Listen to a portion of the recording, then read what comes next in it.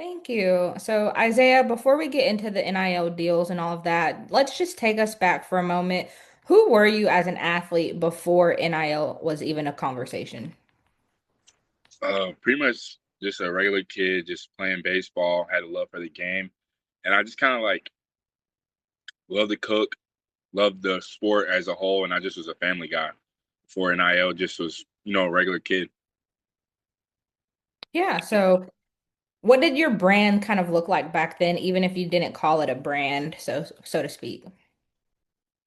It looked like a little kid trying to just make it out of high school and get to like the Division 1 level. I was Mhm. posting a lot of just swings, and that's really all I was posting. I didn't really show my personality yet. I just kind of wasn't really like comfortable enough with showing that authentic Isaiah. So I really was just showing just swings and just practices with my dad and just stuff like that. It was strictly only like on field baseball. Yeah. So do you remember kind of like when it first clicked for you that your name, image, and likeness had real value? It actually like just clicked like a couple months ago when I hit 100K because like I don't know, sometimes it's hard for me to like view myself like how Mhm. other people view myself and like other people like value how they value me. It's just hard to like fathom that other people like look up to me. And it really just now clicked, to be honest. Yeah, that's awesome. That's 100K is pretty impressive there. I wish my social media was at that, so that's something to be proud of. So if you can you just talk to us a little bit about kind of what was your very first NIL opportunity and kind of what did you learn from that experience? Okay, so my very first NIL opportunity, I was I was a junior in high school, and I kind of like faked it till I made it. There was this brand, they reached out to me, and they said could they send me like merchandise and like T-shirts. So they were sending me like 2 T-shirts a month, and it was like completely free. Like they weren't expecting any content or deliverables in exchange for it.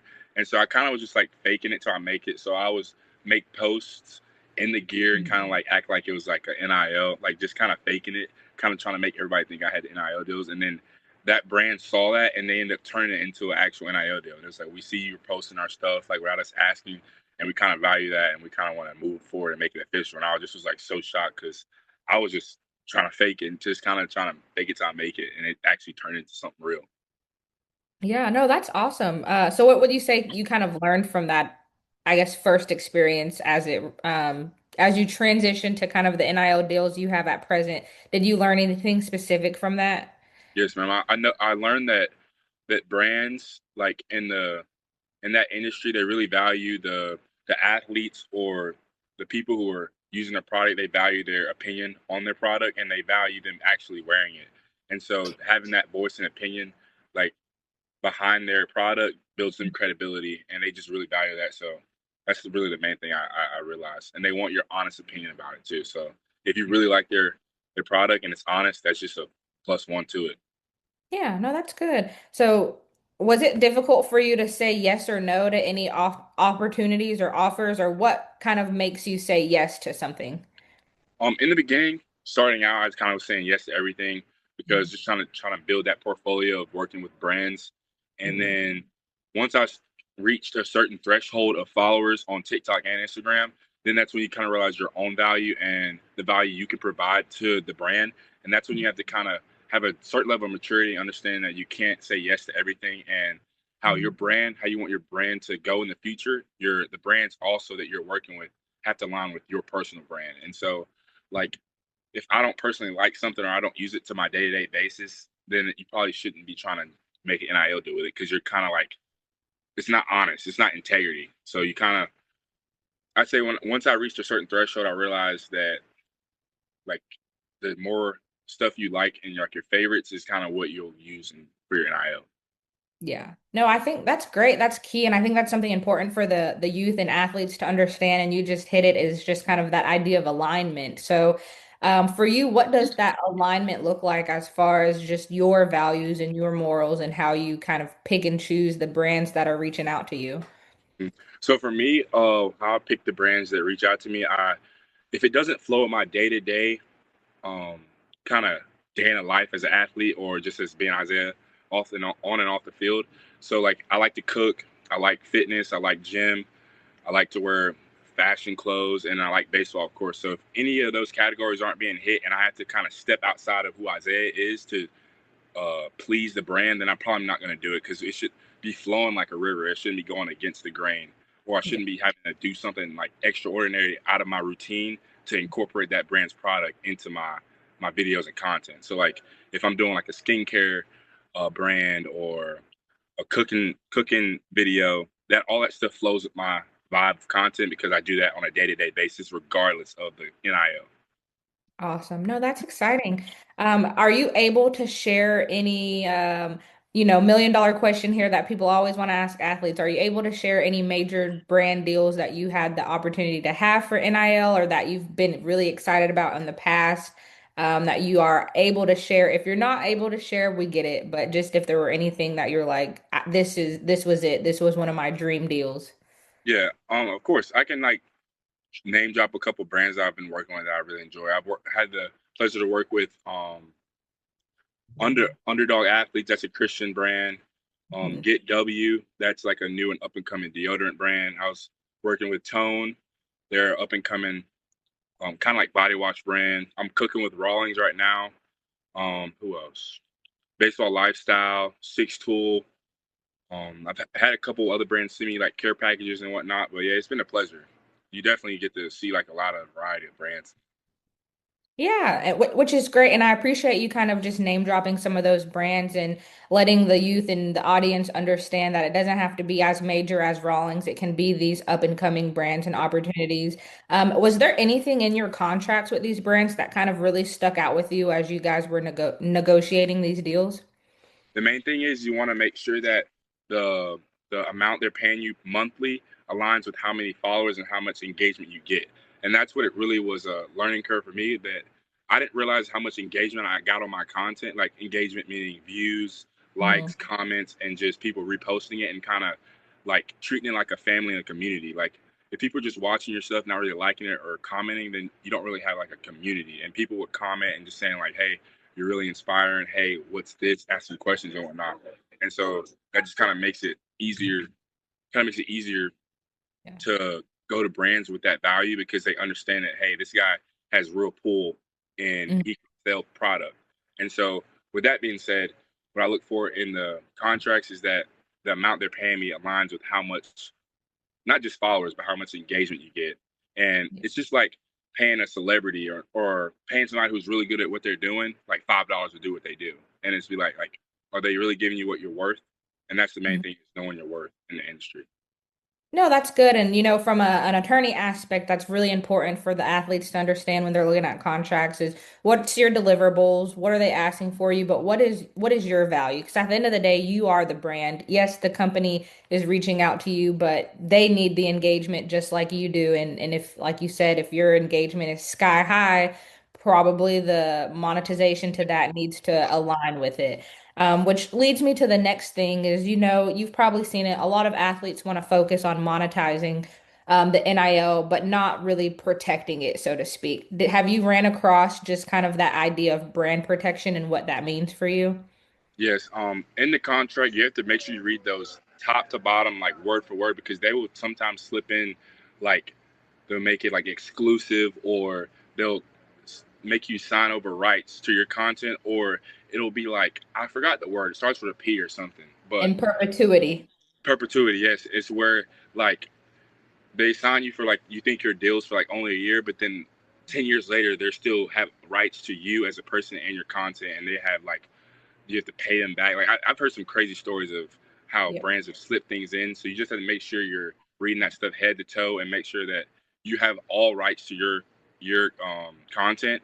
And after that term is done, that you like it's done. No, there's no extra stuff down the road after you've made it or whatnot. Yep. Yeah, no, I agree. That's important. We talk to athletes when we're doing representation all the time about if you already have a brand identifier, make sure it's protected, whether it's trademarked or copywritten, if you have logos or things of that nature. We like to use Kobe as an example. Black Mamba, he owns that brand identity. So even though Nike and other companies want to use it, they own it. So from an athlete perspective, you hit the nail on the head is just making sure that they're reading that and it's understood. Because a lot of athletes are just like, oh, I'm about to make $2,000. I'll sign right here or whatever that Right. number is, and they're not really looking at it. Have you ever had to tell a brand no? What you say? Have you ever had to tell a brand no? Yes, ma'am. I feel like if you're not saying no, then you're kind of just it's less value. You're kind of devaluing yourself because if you're just a yes, yes, yes, man, Yeah. then it's just like I don't know how to explain it, but yes, I've said no several times. And what gave you the confidence to say no, or what would you give like what advice would you give an athlete out there who may feel like they need to say yes, yes, yes just to get out there? Oh, you got to understand that that's not the end all say all deal, and that there's other deals out there, and with God, like you may be turning something down right now, and He may have something better in plan for you later, and so it's not the end all say all, and there's always something better on the other side, and then it also might not be your time. Like you just have to be patient with it and understand you can't rush the process. Like with these contracts that they make and stuff, it takes years. I'm not years. It takes months for them to come up with the contracts. You just really have to be patient and understand that something's coming. Yeah. And do you have like a team that helps you go through these contracts, whether it's a parent, family, or an attorney, or are you doing it all on your own? Mainly all on my own, but I have my mom and then I have a brand manager, and that's about it. Okay. And can you kind of explain briefly what the importance of like a brand manager or just having somebody in your corner for that contract clarity means? Yeah, you definitely have to have a brand manager because um it's you kind of sometimes need that middle person to be able to talk to the brands that you might not have the reach to because I remember I would Mhm. send out DMs to certain brands and sometimes they might not respond back, but if your brand manager has that connection and he knows like the head guy or whatnot, that'll really help out with being able to really get the ball rolling and get the contracts and stuff going. Yeah, no, that's thank you. I appreciate that. And now, obviously you're a student athlete, student first, athlete second, and then NIL is kind of just in the midst of that. How are you balancing athlete life, school, and NIL? I kind of have a schedule, so I try to post minimum once a day, max. The goal is 3 times a day, but life happens sometimes, and sometimes I might skip a day. But I try to at least get one post out a day. So that looks like I'll wake up and then post like right when I wake up because that's when everybody's on their phone. And then sometimes around lunchtime because when people are at lunch, they typically have their phone in there. And then I'll do one at like 9 or 10 o'clock when everybody's in bed, doom scrolling or on their phone. And so the main thing about that is you want people to see your face all the time. Like it might be annoying, but that's how the brain remembers people is by constantly seeing their face. And so like every time you open your phone, you're gonna see my face, and you're gonna be like, and like a week from now, you're gonna be like, you're gonna know my face and you know the name with it. So Yeah. that's the best tip I can have for that. Awesome. And then, so did you ever feel like NIL was a distraction for you as a student athlete, or do you feel like it actually enhanced your identity? It definitely enhanced my identity, but I do remember I was doing this before the money, so I don't really think that it was like, oh, the NIL was like I'm doing it for the money or I'm doing it as a distraction. I was like posting videos as a 10th grader with no follows just because I love doing it and just love kind of creating stuff. Yeah. No, I appreciate that. And I think that's good for people to hear. So knowing that, looking back, do you think there was any, or maybe is there one NIL mistake that you've learned from, and then one kind of golden nugget that you would give to somebody just starting out on their journey? One thing I learned from when I was still like young. I was a sophomore when I first started posting. I posted like a stupid TikTok and it had like some cuss words in it. Nothing crazy, but it just had explicit language. And I quickly realized that like I didn't have any consequences for it, but like my dad talked to me. He's just like, you want to keep your brand clean and just want to make sure that music, sounds, trends you might be doing is like appropriate. And because you never know, like you want to be able to be appeasing to all ages. You want to be able to be appeasing to 5-year-olds and also 80-year-olds. So you just got to realize that how's a 5-year-old going to see this, or would you let your grandma see that post? And if you wouldn't, then you probably shouldn't be posting it. Yeah. And so I guess It would that be your one golden nugget of advice, or do you have something else that you would give to athletes just starting out if they don't know where to begin? Yes, ma'am. That either that would be my golden nugget, or I'd say get over the fear of like. I remember I had this fear in the beginning of like, oh, what are they gonna think of me if they see me start posting? Like, what if I'm cringe? Like, that's the Yeah. thing is the cringe stuff gets paid. Like, people pay for brands pay for all the cringy, like whatever people try to be too cool. Like, Yeah. I don't really get it, but the cringy stuff is what's getting the money. And don't worry about the other people's opinions because they're probably not. They want to be in the shoes you're in. Like the people you're fearing of their opinion are the same people that like aren't or as near as like developed as you are as trying to get to your goals. Yeah. No, for sure, for sure. So, I mean, you've been doing it for a really long time. You've had the highs, you've had the lows. You're at pretty a successful point in your career right now. What's one thing in your opinion that you feel like athletes should never do when it comes to their brand, and name and image? Um, Probably like I said earlier, never post like all trends aren't good trends. Never post anything that might be uh, gaudy or inappropriate or anything sexual or anything like that. You want to keep your brand clean, and then that's really it, honestly. And then stay away from racism jokes and all things like that. You just want to be very professional. At the end of the day, it's a professional industry, so you want to be professional. Awesome. No, I appreciate that. And my last question for you, because I think you have some pretty good insight for those listening, is when people hear the phrase my name, my brand, what do you hope athletes understand about the responsibility and then opportunity behind it? I just hope they realize that my name, my brand literally means your name, your brand. So don't let the outsiders, the people who are commenting, like people are going to comment on your posts and they might have an opinion about you or they might think that you shouldn't post this or whatnot, but it's your brand at the end of the day and you are the CEO of it. So whatever you think you want to do or whatever industry or brands you want to work with, you can do it because you're in the driver's seat and don't let these brands dictate what you can and can't post. Yeah. No, I like that. I like that. You're the CEO of your brand. You need to use that in one of your next content videos. But I appreciate you, Isaiah. Thank you for just kind of sharing your journey for NIL, and I hope the people listening really take something from this and learn from it. But thank you so Yes, much. 100%. Thank you. You are welcome.